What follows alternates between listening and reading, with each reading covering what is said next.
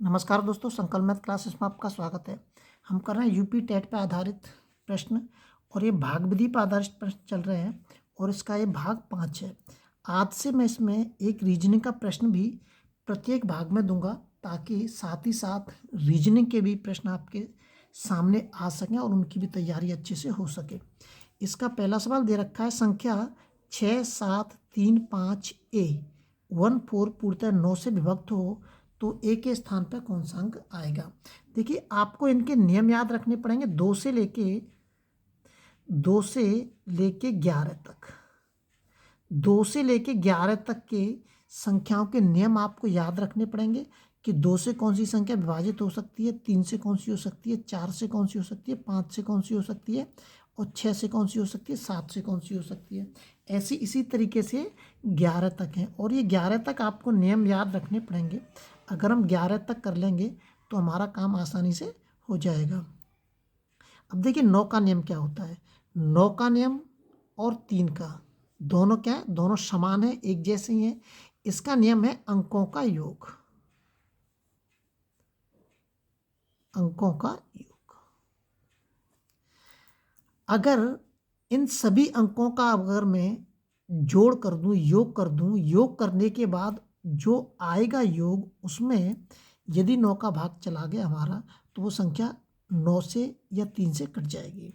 तो इनको जोड़ते हैं। 7 और 6 13, 13 और 3 16, 16 और 5 21, 21 और 1 22, 22 और 4 26। कितने हो गए? 26 हो गए। लेकिन अभी एक ही जगह पे नहीं रखा है मैंने ये वाले अंक सारे जोड़ लिए। कितने हो गए? 26। और 26 में तो 9 का भाग जाएगा नहीं, ना ही 3 का जाएगा। अब इसमें से कोई एक अंक और जोड़ना है मुझे। अगर मैं 2 जोड़ता हूँ तो 26, 27, 28, क्या 9 का भाग जाएगा? नहीं जाएगा। 26 में अगर एक जोड़ता हूँ मैं 27, तो 9 का भी भाग चला जाएगा, 3 का भी चला जाएगा। मैंने अभी बताया दोनों का नियम एक ही होता है। तो अगर मैं एक को जोड़ता हूँ 26 में तो भाग चला जाएगा ना। ये कितना हो रहा है? 26। अगर इस 26 के अंदर मैं एक जोड़ दूँ तो कितना हो जाएगा? 27 हो जाएगा। और 27 में 9 का भाग चला जाएगा। 9 तिया 27, इसका मतलब एक कट रहा है। इसका मतलब कौन सा ऑप्शन सही है? ये सही है। और आगे चेक कर लेते हैं। अगर मैं 26 में 4 जोड़ूंगा तो क्या 9 का भाग जाएगा? नहीं जाएगा। अगर मैं 6 जोड़ूंगा तो जाएगा? नहीं जाएगा। ना ही 9 का जाएगा, ना ही 3 का जाएगा। तो इन दोनों का नियम एक जैसा ही होता है। नियम क्या होता है कि अंकों का योग, जो अंकों का योग होता है उसमें 3 का या 9 का पूरा पूरा अगर भाग चला जाए हमारा, तो समझ लीजिए कि वो संख्या हमारी 9 से या 3 से कट सकती है। ऐसे 2 का होता है। 2 का क्या होता है कि यदि लास्ट के अंक में 2 का भाग चला जाए तो समझ लेना कि वो संख्या 2 से कट जाएगी। ऐसे ही 4 का होता है। 4 का क्या होता है कि लास्ट के दोनों अंकों में यदि 4 का भाग चला जाए तो समझ लेना कि वो 4 से कट जाएगी। इसी तरह से 5 का होता है। अगर, चलो ये मैं जैसे जैसे प्रश्न आएंगे तो आपको बताता जाऊंगा। अगला सवाल देखते हैं हम। ये अगला जो सवाल दे रखा है इसमें 100 तथा 300 के मध्य कितनी संख्या है जो 7 से विभाजित है। ये ध्यान रखना, बीच में से दिया, ये एक से नहीं दिया है कि 1 से लेके 300 तक। ये कह रहा है 100 तथा 300 के मध्य। तो सबसे पहले हम 1 से लेके 100 तक निकालेंगे। 1 से लेके 100 तक। तो 1 से लेके 100 तक निकालेंगे तो 100 में भाग देंगे हम। कितने का भाग देंगे? 7 का भाग देंगे। 7 एकम 7, कितना बचेगा? 3 बचेगा। और 7 चौक 28। ठीक है। अब निकालेंगे हम 1 से लेके 300 तक। अब निकालें 1 से लेके 300 तक। तो इसका मतलब किसमें भाग देना पड़ेगा? 300 भाग देना, मतलब लास्ट की संख्या हम भाग देते हैं। और अगर बीच में से पूछ रहा है तो दोनों में भाग देंगे। ये बीच में से पूछ रहा है जब भी तो मुझे दोनों में भाग देने की जरूरत पड़ रही है। अगर वो पूछता है 1 से लेके 300 तक ऐसी कितनी संख्या हैं जो 7 से विभाजित हैं, तो आप केवल 7 से इसमें लास्ट की संख्या भाग दे दीजिए, उत्तर मिल जाएगा आपको। शेष फल से कोई मतलब नहीं है आपको। अगर वो पूछता है 1 से लेके 250 तक या 250 तक या 300 तक कितनी संख्या है जो 7 से विभाजित, लास्ट की संख्या भाग दे दीजिए, बस उत्तर मिल जाएगा आपको। तो 7 का भाग देते हैं इसमें। 7 चौक 28, जीरो, 7 दूनी 14, बचे कितने 6। शेष पल से कोई मतलब नहीं है। लेकिन अब देखिए 1 से लेके 100 तक कितनी संख्या है 14, 1 से लेके 300 तक कितनी है 42। लेकिन 1 से लेके 100 तक जो 14 संख्या आ रही है इनका तो कोई मतलब ही नहीं है, क्योंकि 100 से स्टार्ट कर रहे हैं हम। तो हमें, और ये 1 से लेके 300 तक है 42, ये 1 से 300 तक है, इसलिए इसमें से 1 से लेके 100 तक की संख्या हमें इसमें से घटानी पड़ेंगी। तो 42 में से हम कितने घटा देंगे 14 घटा दीजिए आप। कितने बचेंगे 12, 12 में से 4 जाएंगे तो कितने बचेंगे 8 और 2। बी ऑप्शन आपका इसमें एकदम सही हो जाएगा। अगला सवाल देखते हैं। अगला जो सवाल दे रखा है इसमें, ये कह रहा है 11 से पूर्णतः अगर विभक्त हो तो बताइए एक के स्थान पर कितना आएगा। इसमें आपको बड़े ध्यान रखना है आपको। इन जो संख्या दे रखी है ये मैं जो संख्या रख रहा हूँ यहाँ पे कोई सी भी एक संख्या आएगी, इनमें से कोई सी भी एक संख्या। अब आपको ये ध्यान रखना है कि मैं इसमें करूँगा क्या। आपको केवल एक वो पॉइंट याद रखना है, सम व विषम। आपको केवल सम और विषम याद रखना है। अगर आप इन दो शब्दों को याद रखेंगे, सम और विषम, तो वह संख्या 11 से पूर्णतः विभाजित हो जाएगी। सम और विषम का मतलब क्या होता है कि ये क्या है, विषम है। अगर दोनों को कर दूं मैं तो सम हो जाएगी, 3 कर दूं तो विषम, 4 कर दूं तो सम हो जाएगा, 5 कर दूं तो विषम हो जाएगा। ये समझ में आ गया होगा। पहला क्या है हमारा विषम, तो इसका विषम विषम विषम के साथ और विषम विषम के साथ, ठीक है। ये वाला भी विषम है और ये भी विषम है और ये भी विषम है।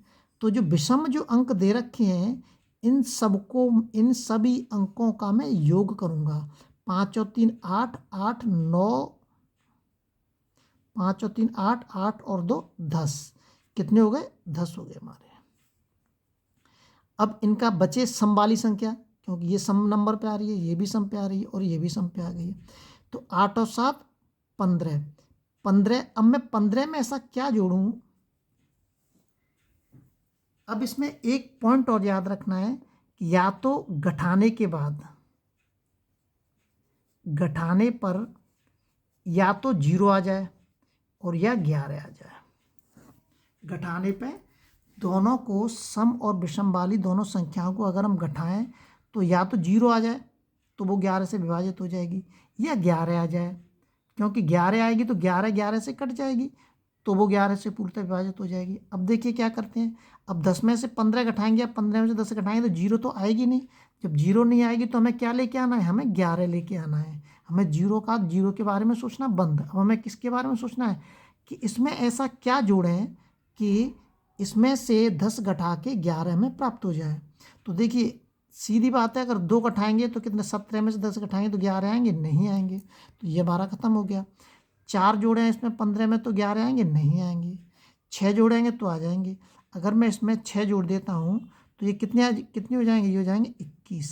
तो 21 में से अगर मैं 21 में से अगर मैं 10 घटाता हूँ तो कितने आ जाएंगे 11। 11 आ गए। तो मैंने अभी कहा था या तो 0 आ जाए या 11 आ जाए। तो इस 11 में मैं कितने का भाग दूंगा, अब मैं इसी 11 का दूंगा, क्यों 11 का पूछ रहा है, तो कट जाएगा, ये खत्म हो गया।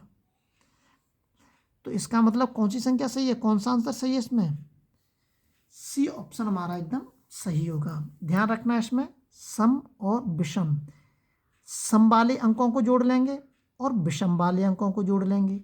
जोड़ने के बाद हम सबसे पहले क्या करेंगे, दोनों को घटाएंगे। क्या करेंगे, घटाएंगे। घटाने के बाद अगर 0 आ रहा है तो हमें तुरंत उत्तर पता चल जाएगा।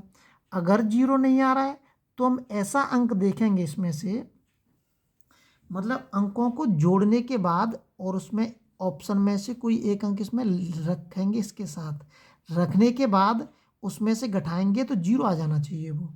अगर 0 नहीं आ रहा है तो फिर ऐसा ऑप्शन इसमें से ढूंढेंगे हम कि जो उस ऑप्शन को इसके साथ जोड़ने पर वो घटाने के बाद कितना आ जाए, 11 आ जाए। ये पॉइंट आपको याद रखने हैं आपको अच्छे से बस। और ये पता याद कैसे रहेगा हमें, सम विषम, ये तो आपको ऑटोमेटिकली याद हो जाएगा। बस आपको याद रखना है कि 11 का हमें पता कैसे करना है, सम व विषम से, बस ऐसे याद रखना है आपको। अगला सवाल देखते हैं। अगला सवाल दे रखा है इसमें, ये दे रखा है, इसके शेषफल जल्दी जल्दी से कर देते हैं 11, इसमें भाग देते हैं 11 का, कितना आ जाएगा 1, अंक उतार लिए 1 का, 11 जीरो हो जाएगा, अंक उतार लिए 1 का और 2 का, जीरो बढ़ जाएंगे यहाँ पे, 11 1 11, 1 शेष बचेगा यहाँ पे। अब इसमें भाग दे लेते हैं, ये कह रहा है शेष फलों को जोड़ना है हमें, किनको जोड़ना है, शेष फलों को। तो 13 का भाग दे दीजिए इसमें, 13 एकम 13, जीरो, और इसमें जीरो बढ़ा लेंगे तो 2 अंक आ जाएंगे हमारा, 13 एकम 13, कितने बचेंगे इसमें से 12, 12 में तो 9 9 3 12, 9 2 3 उत्तर 3 आएगा अंक यहाँ पे, 13 7 91, तो शेषफल कितना आ जाएगा 3 आ जाएगा यहाँ पे। अब ये क्या कह रहा है, इनका अंक जोड़ पूछ रहा है, इनका 13 7 91 2 आएगा यहाँ पे, इनका जोड़ पूछ रहा है। तो 1 + 2 कितना हो जाएगा, 1 + 2, अरे यार 1 + के 2 बराबर कितना हो जाएगा 3, शेष फलों का ही तो योग पूछ रहा है, प्राप्त शेष फलों का योग कितना आ जाएगा 3 आ जाएगा, ये ऑप्शन हमारा सही है। अब इस तरीके से घुमा फिरा के वो कैसे भी सवाल पूछ सकता है, ये आपको ध्यान रखना है, घुमा फिरा के वो कैसे ही पूछ सकता है। इसमें छोटा सा वर्णमाला पे आधारित मैं छोटा सा आपको बता देता हूँ, रोजाना थोड़ा थोड़ा इसके बारे में बताता चलूँगा।